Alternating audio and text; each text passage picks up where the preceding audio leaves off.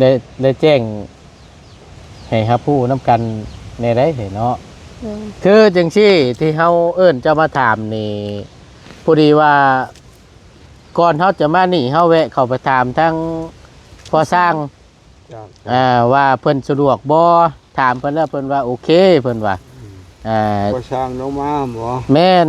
ได้ก็เลยว่าจะมาโอ้ลมมาคุยกับเจ้านี้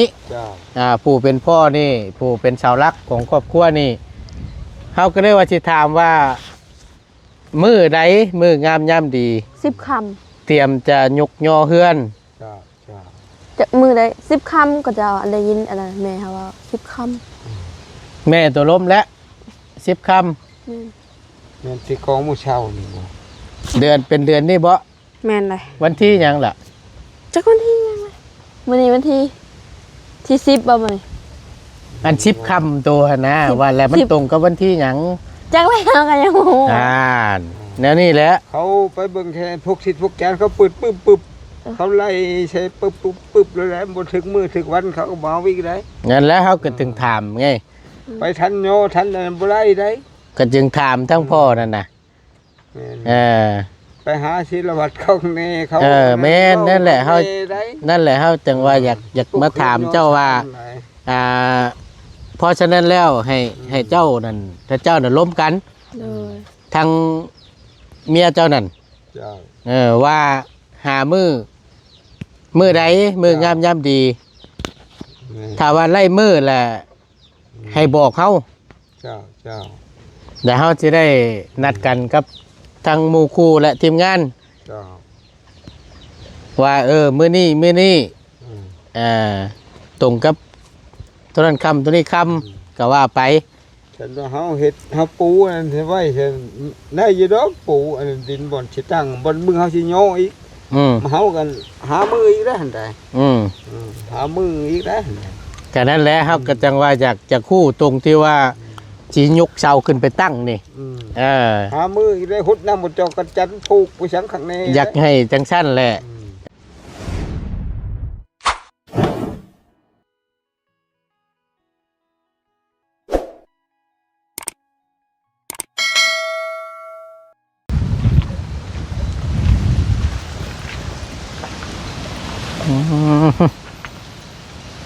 ข้างในดิหัวเรามัดทานดินี่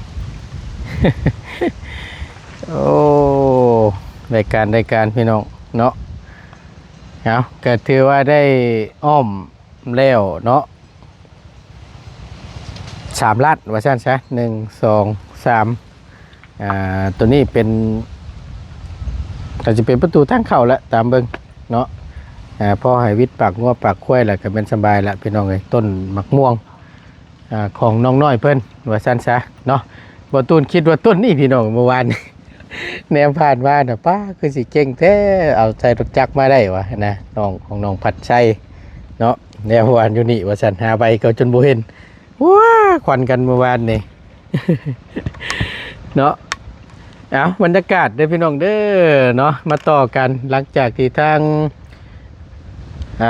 บ่ตูนได้อันนี้ได้ขึ้นมาฮอดแล้วเพื่อนน้องน้อยเพิ่นก็ได้พอดีทั้งบ่ตูนได้แวะเข้าไปถามทางพ่อสร้างเนาะแล้วก็ว่าได้แล้วว่ะบ่ยากแล้วว่ะเวียกส่วนตัวก็บ่มีปัญหาแล้วว่ะขอแต่ว่าให้มีเวียกเฮ็ดงานทำจังสิได้มีเงินมาต่อเติมเฮือนชานลั่นแป้นหรือว่ากำลังเฮ็ดอยู่ณขณะนี้ว่าซั่นเนาะเอาพี่น้องเอ้ยก่อนอื่นกราบสบายดีและสวัสดีเด้อพี่น้องเด้อสบายดีกันเบิดสู่คู่สู่คนเนาะบ่ว่าสิอยู่ในและก็ต่างประเทศก็ยินดีต้อนรับเข้าสู่ช่องประธานป้อง Channel คือเก่ามาจากทางไหนเด้บ้านนี่หมุนลุกมาแล้วบ้านนี่พี่น้องเฮ็ดพอดีทั้งน้องปัดชัยมากับน้องเบลเนาะหรือว่าเป็นน้องเป็นนั่นเอง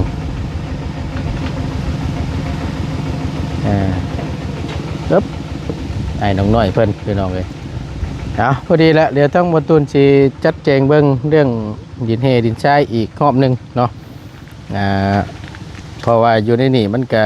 มีกับโบราณนะพี่น้องที่จะท่อนให้ใส่กระสอบไว้แล้วตั้งไว้เป็นชอบแล้วแก้สรุปไทยไปบัดเลยพอ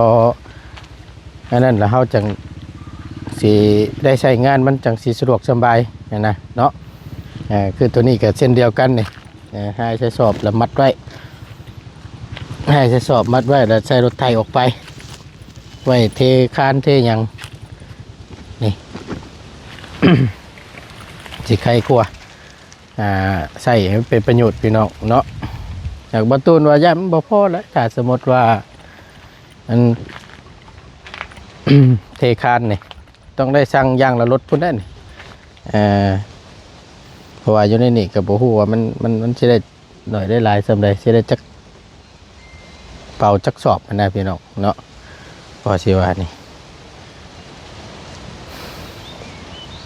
เดี๋ยวเติมบรรทุนสิโอลมถามทางแม่น้องเพิ่นก่อนบ่ฮู้ว่าอยู่บ่เด้มื้อนี้ก็ได้เนาะถามเบิ่งให้เพิ่นหามื้อหายามให้แล้วจังค่อยโอลมกันกับทางทีมงานว่าพร้อมเมื่อใดเนาะเบิ่งบ่ตูนเบิ่งเฮซ้ายอยู่นี่ก่อนจังหน่อยนึงเนาะโอเคพี่น้องเอ้ยเบิ่งเงามันเดือหน่อยเดือหลายส่ำใด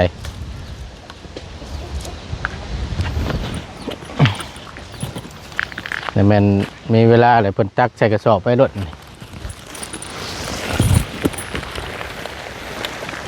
เพิ่นก่อน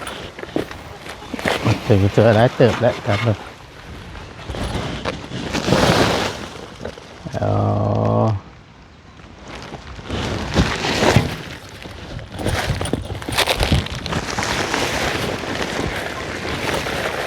โอเคพี่น้องอันนี้ก็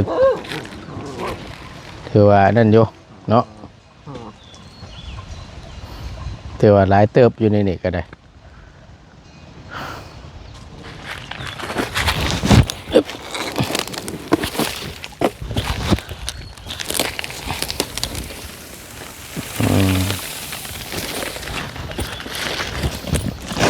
ค่อย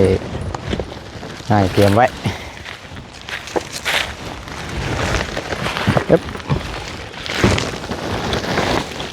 แดดได้มันนี่ก็ได้พี่น้องป้าดยอดเลยดิ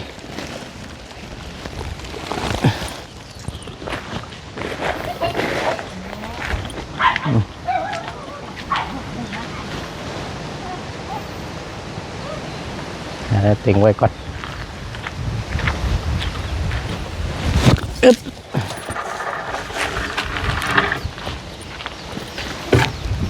โอ้โหไปใส่ดีตัวลมกันนะพอแห้งพี่น้องความห่อนนะมันต้องว่าถึงหม้อแล้วนี่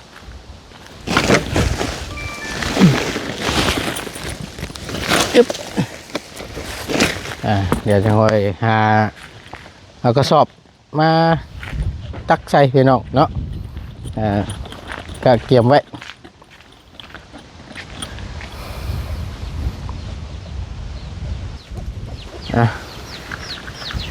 หวายอุ่นใจดิเนาะจูไฟก้นกลุ่มนี่ใช่ละนี่บ่โอ้โธ่คักแล้วฉันนี่จูแล้วหนังพอไปหมดฮะแม่นบ่หวายข้างไว้พอกำสีข้างกับข้างโน่นได้ตัวรถอุ่นใจอยู่ได้นี่โอ้จังได๋ตายค่ะเขามาบอกแม่ไม่เข้าบ้านป่ะงัวตายนะไม่ได้เอาบ่ มียังตู้งัวบ่วะงัวตาย5บ่จักแล้วแม่ก็บ่จักบ่มีเงินลูกไอ้วะอยู่ใช้นั่น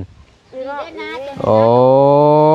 เขามาเด็กน้อยดอกมาบอกโดยเพิ่นตกพูดขายโดยงัวเขาเจ้าตายบ่จักจังว่าแม่นประจักษ์ใช่ป่ะงัวพะเฒ่าเอาบ่มีเงินล่ะเอ้ยโอ้ไปใช้มันสิบ่ชุกครับป้ามันได้สบายได้ทำมาบ้านงัวชุดเชือดสีแรงนี่ป้อจังแม่นมักเนาะเฮ้ยเนาะถึกสิแพงแรงไว้ก่อนนะนี่หาเสื้อบ่เห็นฮะหาเสื้อบ่เห็นหาเสื้อบ่เห็น หลายโพดโอ้ยเนาะ นุ่งชอนตัวนี้แหละข้างมักตัวสีแดงนี่ มักแห้งตายมักแห้ง แขนยาว เอาสบายดีพี่น้องนี่เด้อล่ะเด้อสบายดีนะพอดีกำลังอันนี้เพิ่นก็ได้เตรียมจะปิ้งกินข้าวแล้วบ่นี่น่ะยังอยู่พอดีแล้วฉันคำบอกนั่นน่ะได้บ่แมงแข้งน่ะ บ่ บ่ได้ครับ ได้หยังแน่ ไม่เกลียดกระป้อมทั้งตัว กระปอม ช่วยชักเท้าหรือเปล่า คือขมืออะไรได้ ไผ คนที่บ้าน เป็นหยังน่ะ ก็เป็น บ่ได้ออกมานาบ่ยังวะ บ่ หรือว่าเหงาอยู่บ่ได้ออกมานา ชุก โอ้ย มันแห้ง ปิ้งให้มันแม่มเอานี่ไม่ได้ล่ะดิเสียงมันค่อยลบเองกับ ฉันชอบไม่ไหมชอบไม่ไหม อันนี้ชิ้นหยังอะน่ะ ชิ้นหมูบอกว่าชายชิ้นมา ชิ้นหมูบ่ เลย โอ้โอเคเนาะย่างก่อนจังหน่อยก็ลกต่ำอีกก็ได้อีกอย่างเงี้ยอยู่สูง สิบตกลงบ่อย นะจะสิแกะไหมยัง เอามันออกยามันใหม่เลยจ้ะ นะ ยามันใหม่เลย จี้รถเป็นยังล่ะ อย่านะ จี้รถนะ บ้า ไม่ออกมาได้ยัง อ่า มันสิตกแล้วบัดนี้นะ ใช่แล้ว ถ้าเบิ่งเด้อบ่เชื่อให้ นี่คือเอาใส่จุดมาสลัดเนาะคนหามเนาะ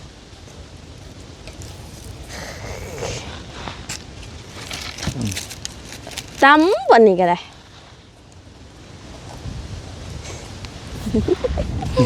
เอาสิ จะ เบิ่ง ใช้ กั ละ น ไม้ห้องนี่ เออ เบิ่งอันนั้นเด้อ มีแต่ชุกให้สิกินเบิดนั่นแหละหิวข้าวอยู่นี่ ใส่เลย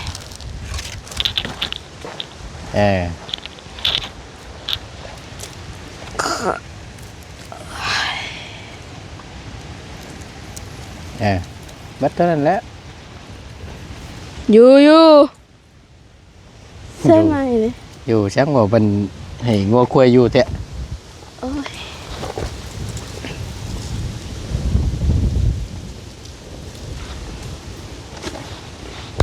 อันนี้มันไก่หมูเลยนี่แบบ นะยามันแหล้วคือการกับตัวนั่นแหละตัวก็ยังอยู่ไกลหมู่ ดามั้ง แต่ตัวก็ยังอยู่ไกลหมู่มันก็แนวมันแหละเฮ็ดได้สัตว์โอ้ยผิดหวังอีกแล้วพี่น้องอุตส่าห์ว่าสิมากินเป็นแข้งน้ำเสียดอก ดูได้ บ่ได้ครับ ได้ชอบทำตัวมันกิน บ่ เลย คือบ่ไว้ให้อ้ายย่ำเนี่ยจักตัว น่าเดียวนั่งยันอ่านบอกิน นะ น่าเดียวนะ ในเดียวหนึงจงไว้ย่ำแหน่จักตัว แล้วมืออื่นสามมืออื่นมือนะ ตายแล้วมือใหม่ได้เลยแม่ชิมมึงดูรสชาติมันเป็นอะไร แซ่บอยู่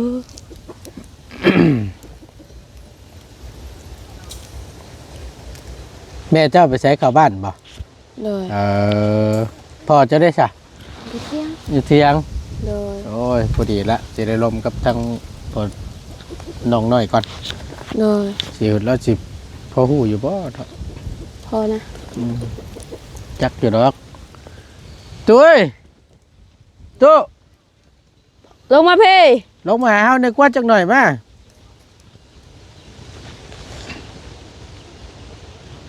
เอิ้นตู้แล้วสิให้จ้ะ ไม่ได้ยินได้ ฮะ พ่อลงมาพี่ ลงมานี่แน่สิถามนี่ ไม่ได้ยินนะ น่ากลัวเขาบอกหลังอยู่เลย เนาะให้ได้เราอะ นะ เราให้เลย เราให้ เราไปปากได้แบบหนึ่ง บอกห้องตู้นี่เลยต้องเอื้อนได้ใช่ เฮ้ย เออ เป็นดังๆมันเป็นได้ยิน บอก เอิ้นใกล้เพิ่นให้ได้เอิ้นจะเคยเพิ่นให้ได้ มาตู้มาวันนี้ผีมานั่งเคียงข้างลูกสาวเจ้าผีมาเดี๋ยวเขาจิถามก่อนจังหน่อยหนึงนี่ โดย โอเคมาผีก็ได้ผีมันจะมันควันปุ่นนะโดยโอเคสบายดีตู้สบายดี เจ้า โอเคท่าน เอาเบิ่งไปน้ำคุยไปน้ำแหละอยู่นี่แหละพี่น้องเนาะโอเคกินข้าวแล้วป่ะ เจ้า ฮะ เจ้า กินแล้ว กินแหละ ได้ยังกิน โอ้ยกินอันงัวน้อยตายเขาหวานนี่ เมื่อวานนี่ อืม เออ ลูกบุกินน้ำเลยเขาก็กิน อ๋อตัวเมื่อวานนี่ที่เป็นทั้งมันพอแกงเมื่อวานนี่บ่ เออ อ๋อยังบ่เบิดอยู่ โยผู้เดียวกิน กักแน่นี่เสียดิเนาะ เพิ่นไปกินหมูถามได้ ฮะ ถามแล้วกินหมูเพิ่นไปกิน เอาเจ้าบ่ได้กินบ่เสียหมูน่ะ อืม กินบ่ได้บ่ตุ บ่ได้ได้อยู่มันหางว่ากินยันพญาเองมันแหละ โอ้ยันพิษพญาติบ่ พญา โอ้ หมูแมวบ่ได้กิน หมูหมาแมว หมูถามว่ากินได้บ่ได้เนาะแต่ก็ ตะเกาเห็นบ่เหลือตะเกาหมาบ่กินแมวบ่กิน อืม เดี๋ยวนี้เห็นเลือดมาเลยอยู่บ่เหลือเลยเดี๋ยว มีจะเปลี่ยนโพมบ่ หืม จะเปลี่ยนโพมบ่ ตะเกาได้ เนี่ย เดี๋ยวนี้ได้ซะ เดี๋ยวนี้บ่ได้เลยกินบ่ได้ไม่ได้ มันประสาท พญาติเนาะปกติดอกเดี๋ยวนี้ก็ได้เพราะเข้าใจโยเฮ็ดได้สายพญาติติดโตไปโตมันอันเฮาถามเจ้าแน่อันเจ้าก็ได้เห็นอยู่หรอว่าเนาะดินตัวที่เฮาปรับ จ้ะ ถ้าสมมติว่าอ่ายกย่อนี่ดินเจ้าว่ากล้าว่าเจ้าว่ามันสิแน่นดีอยู่บ่เจ้าว่า จังหวะ ในความคิดของเจ้า จังหวะฝนตก แห้งเติบบ่มื้อนั้น แห้งเติบตรงน้ำที่แรกเป็นพุย เออ แห้งเติบแห้งเติบน้ำขักอยู่แห้งขักอยู่เป็นน้ำให้ ทุกเช้านี่กุ้งสิลมสุพังเนาะเมื่อคืนนี่เนาะได้ลมอยู่บ่ได้บอกพ่อแม่นำอยู่บ่ บ่ บ่ได้เว้าบ่ได้ว่าครับ บอกพ่อแม่แล้วบ่ได้บอกพ่อ เออ แม่จะบอก ได้แจ้งให้ครับผู้นำกันในได้เนาะ เออ คือจังซี่ที่เฮาเอิ้นเจ้ามาถามนี่พอดีว่าก่อนเฮาจะมานี่เฮาแวะเข้าไปถามทั้งพอสร้าง จ้ะ ว่าเพิ่นสะดวกบ่ถามเพิ่นแล้วเพิ่นว่าโอเคเพิ่นว่า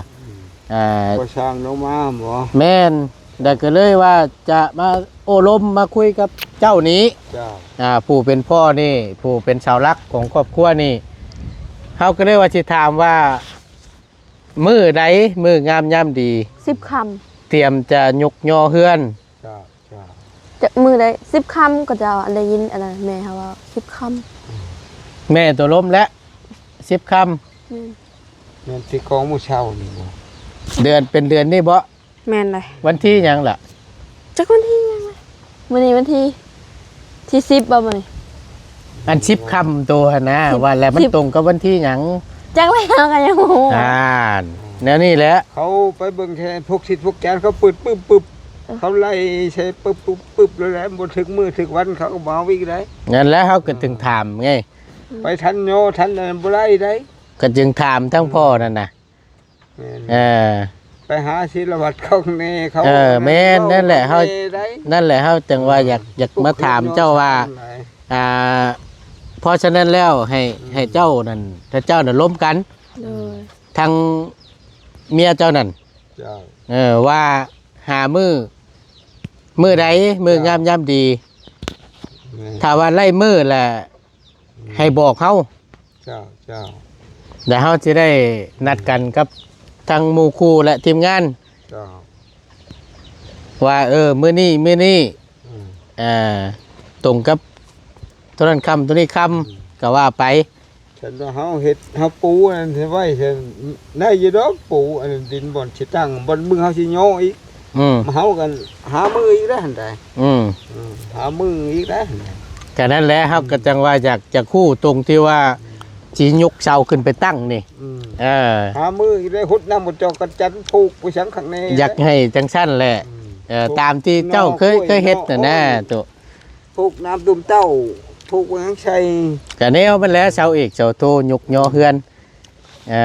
ก็นั่นแหละเฮาถึงว่ามาถามว่าให้หามือดีๆมืองามยามดีล่ะกะโอ้ย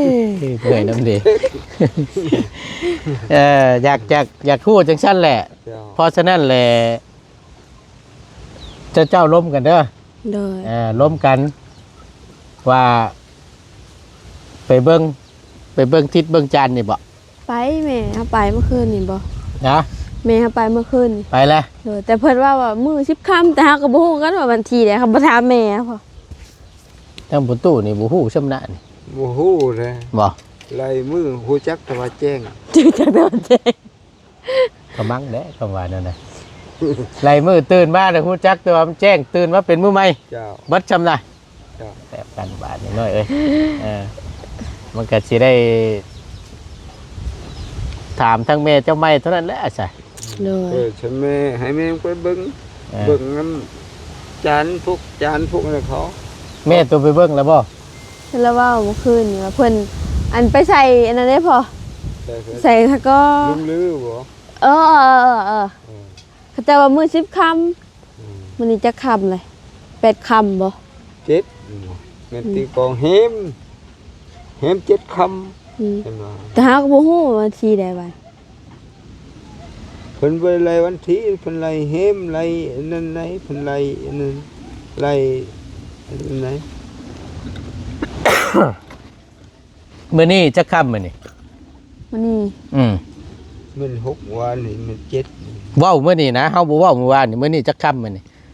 7ค่ำบ่8ค่ำบ่7ค่ำแม่นบ่7ค่ำนี่มันตรงกับวันที่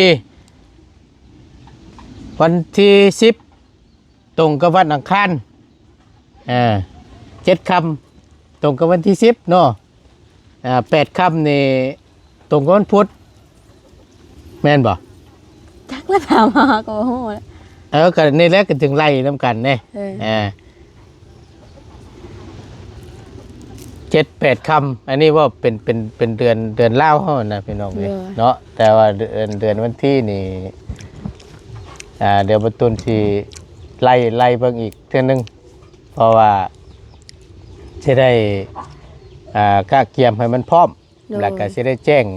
กับหมู่ครูทีมงานให้หาผู้นำกันนะว่ามื้อสันวันดีมื้องามยามดีพร้อมอยู่แล้วว่าถ้าสมมติว่ามื้อนั้นมันมาฮอดก็คือฮู้แล้วพี่น้องเอ้ยหาแขกหาคนเว้าแขกคนหมู่คู่หั่นแหละมายกยอนำยอเฉามันก็บ่ง่ายแม่นเพราะว่ามันก็มันบ่คือแห้งหลุดเลยเนาะแม่นพวกไม้ตอกขอกตาเนี่ยก็ไม้ค้ำจงค้ำใจเนี่ยก็คำมีเวลาเนี่ยก็มีอยู่บ่สันแถวนะแต่ป้าตามร้อนนำบ่น่ะเอาไม้มาญาละมีล่ะก็เฮาก็กะเกียมไว้นะเวลาฮอดมื้อน่ะลงมือเฮ็ดแล้วยกย่อขึ้นตีจ้ายค่ำให้มันทวงให้มันทันจังซี่นะตุก็นี่แหละก็จะเฮาโอลมไว้ก่อนถามไว้ก่อนนะเพื่อฮอดมือมันแล้วจังสบายแม่นหน้าที่ของเจ้าป่านนี้จัดแจงหาคนมานู่นนี่นั่นซอยสร้างนั่นแหละยกยอเสาได้ตั้งมาอย่างแล้วก็แล้วล็อกเราจังค่อยว่ากันบาดนี้เรื่องงบเรื่องหยังต่อเติมมาหรือเดี๋ยวใดก็ได้นะหอดมือมันก็จัดแล้วเราจักให้ไก่จักโตแหละกินเป็ดกินยังก็กินแล้วแต่โตแล้วสิตำบักหุ่งชูเพิ่นกินก็ตำแก่คนเพิ่นมาช่อยยกยอเนาะอันนี้มันน้ำใจเขาได้ตุ่นนี่หาหมูเด้ใช่หาแห้งหมูวะเขาก็ต้องแน่นอนแล้วหาหมูมาซอยเขาก็ต้อง เอ่อหาเนื้อกินนี่แหละตอนหับหมู่นะเดี๋ยวค่อยไล่เบิ่งเนาะถ้าแม่เจ้ามาก่อนบ่ต้นสิถ้าแม่น้องน้อยมาก่อนแล้วเข้าบ้านฉันบ่โดยแต่ก็บ่ฮู้เพิ่นเข้าเอียกหยังโยมันเบิดแล้วเวียกหมู่เจ็บหมู่ไข่เนาะไปเบิ่งหมู่เจ็บหมู่ไข่เข้าไปมันพอได้ไปนั่งไปเอ็นหมู่ที่เปิดที่โตเนาะตัวเนาะปกติล็อกตัวนี้ปกติล็อกเข้าไปมันเบิดเวียกเพื่อกูเข้ามื้อนั้นแล้วลูกเข้าไปมื้อนั้นมันเห็นนายนั่นไข่หมู่ไปเองย่างเข้าไปนั่งปากแล้วมันลุ่มร้อนลงเหมือนช็อตแจ๊กกระปงไปนั่งเล่นน้ำหมูแล้วไปนอนตินอนเป็นหมูนอนไปนอนเป็นหมูว่าชั้นแช่เป็นหมูออกมาเลยก็แล้วใจจัดเชื่อเอามีแต่ตามนั่นแหละฉันเด้อตัวเด้อมีแต่ว่าอันเมื่อคืนนี่แม่ตัวไปเบิ่งน้ำไผจานล้นคนในบ้านนี่นั่นเลยเพิ่นเป็นหมอบ่เบิ่งบ่หมอเบิ่งหมอนี่บ่จานมืองามยามดีนี่จานพวกศิษย์พวกจานพวกบวชนะพวกเขาโผเฮียนถ่ายทำโดยแต่เพิ่นว่า10ค่ำแม่นมีมื้อเดียวนั่นบ่มีต่อ10ค่ำมันนะวิทย์จาก10ค่ำได้ซะเป็นมื้อใดอีกแน่จักเลยถามหาหน่อยกันก็บ่เนาะแม่นอยู่ถามหัวเข้าบ่ตุ้นแหละโอ้ยเหนื่อยเด้อเด้เอาเดี๋ยวจะถามกับแม่เจ้าอีกตัวนึงเนาะฉันเนาะไปฉันวิทยาตามนั่นแหละตู้ไอ้ขอบใจหลายๆเด้อตู้เด้อได้มานั่งโอ้ลมตามนี่แหละตามทั้งประตูแล้วก็ว่าบ่จักว่าซั่นเพราะฉะนั้นแล้วเฮาอยากให้คุยกันได้เด้อทั้งพ่อตู้ทั้งเมียทั้งลูกโอ้ลมกันว่ามือยกมือย่อมืองามย่ำดีตรงมื้อใดวันที่ยังไล่มาแล้วเฮาสิได้นัดกับทีมงานเฮาแล้วก็นัดทั้งบ่สร้างให้เพิ่นมา เตรียมพร้อมยกย่อตัวเฮาก็ได้มืออันนี้เฮาก็ปูดินซีเมนต์บนสิตั้งมันกันมือน่ะเฮาก็จุ่มไปใส่ตั้งแนวมันแหละตัวนั้นเราก็ต้องเตรียมทานตัวนั้นแล้วก่อนบัดพอฮอดมื้อจังก้อยโจมเช้าไปยกตั้งตัวนั้นแหละแต่บ่ยากหรอกตัวนั้นน่ะเดี๋ยวจันใช่แล้วก็ย่อเช้าขึ้นโดยมีแต่ว่าเฮาฮู้มื้อว่ามื้อนั้นมื้อนี้มื้องามยามดีแล้วช่างเพิ่นสิจัดการเองหรอกกันน่ะเพิ่นสิหาเวลาเพิ่นครึ่งเพิ่นยังของเพิ่นเองหรอกให้มันทันเพื่อความพร้อมของเพิ่นแล้วแต่เพิ่นน่ะนะตัวเอาจะคู่แต่ว่ามื้อเช้าขึ้นนี่ซื่อตัวนั้นแหละวันมื้อสำคัญนั่นสำนั้นบัดแท้ๆมื้อนี้ไปขึ้นไปใส่ถ้วยใส่บ่วงพุ่นมากินข้าวกินน้ำมาหามาแห้งหิวอยู่นี่ก็สิมอดแล้วนะเนาะนั่งชิมไปเรื่อยๆโอ้ยตายแล้วอันนี้ตู้เนาะช่างเป็นแท้อันนี้โอเคฉันไปล่ะไปนี่แต่ว่ากินข้าวกินน้ำพุ่นละเดี๋ยวต้องให้เจ้าห่อศพมาเลยมาเอาตื้มให้มาก่อนโอเคไปโอ้ยเนาะเมื่อยน้ำเดย์โอเคไปพี่น้องเลยสบายดีละเนาะท่านรู้ลูกคุยกันโอ้ยแนวมันแหละเฮ็ดได้ซั่นโอ้ยมีแต่ว่าถามเบิ่งทั้งแม่น้องน้อยเพิ่นอีกรอบนึงเนาะพี่น้องเนาะจังสิได้คำตอบให้มันชัดเจนว่า10 คำบ่ดีบ่หรือว่าจังใดเนาะแต่จังค่อยโอ้ล้มกันไหมเพราะว่าตอนนี้เราบ่อยู่ว่าซั่นเนาะขอบคุณหลายๆเด้อพี่น้องเด้อเนาะในคลิปนี้เนาะบ่ผิดพลาดประการใดบ่ม่วนเนาะบ่ถูกบ่ต้องบ่จบบ่งามบ่ตูนกลับขอโทษขออภัยนำหลายๆเด้อพี่น้องเด้อเนาะอยู่ดีมีแฮงพี่น้องสำหรับคลิปนี้ลำลาแล้วพร้อมกับบรรยากาศป๊าดโตจังแม่นฮ้อนแท้ๆพี่น้องนี่